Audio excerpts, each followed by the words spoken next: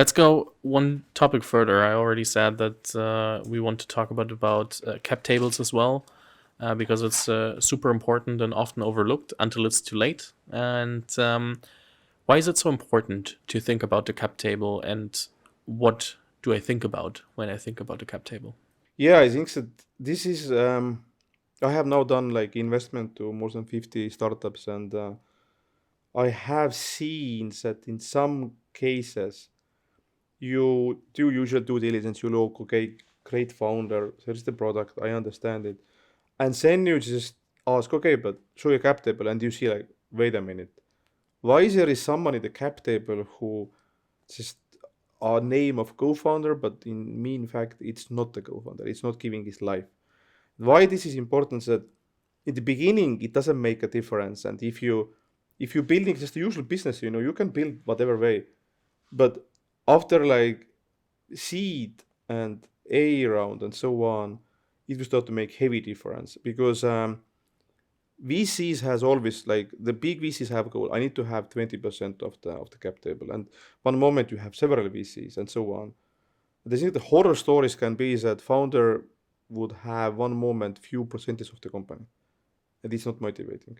Which means that the biggest risk is that how to design cap table that key players are motivated to keep going and put life behind of that. And the bigger company is, the more numbers you have, and more difficulties to fix this. And sad it is, investors will say, okay, that's great company, but that's not a startup. That's not what we should invest in.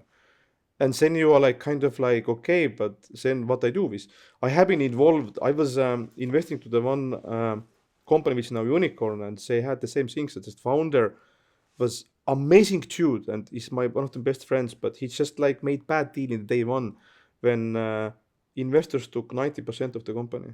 90. I'm not kidding. 90.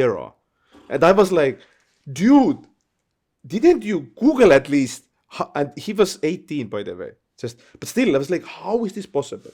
But anyway, he managed to move it to the like, I think that he made first revolution, blah blah blah. Managed to move it to the like 35 or 40 range, and then knocked to the YC. And YC said, same say, oh, sorry, what? And you proceed. No, no, no, no. And then I was like, damn. So I helped to moving this to the stage which was more, but it took like unbelievable effort, and we would not even think about this if it would not be made, because he needed capital. Not even more importantly, he needed to have people working who is have done it and who is motivated. But if you can't give them stock options, if you can't have stake, how they join? You say like, I go to the Bolt, I go to the whatever. So cap table is basics, and I know that this is boring and whatever things, but there is rules. Like if you are pre-seed, you should have founders, active founders who are full time, 80%. If you are like seed, it can be 75, whatever, 70, 60. A round, you should have control over the company. Because one moment, exactly, it's not the first year, but third and fourth year, then you're like, sorry, but who is making this culture? And the founder leaves because things will not work out. This can be fatal for the company.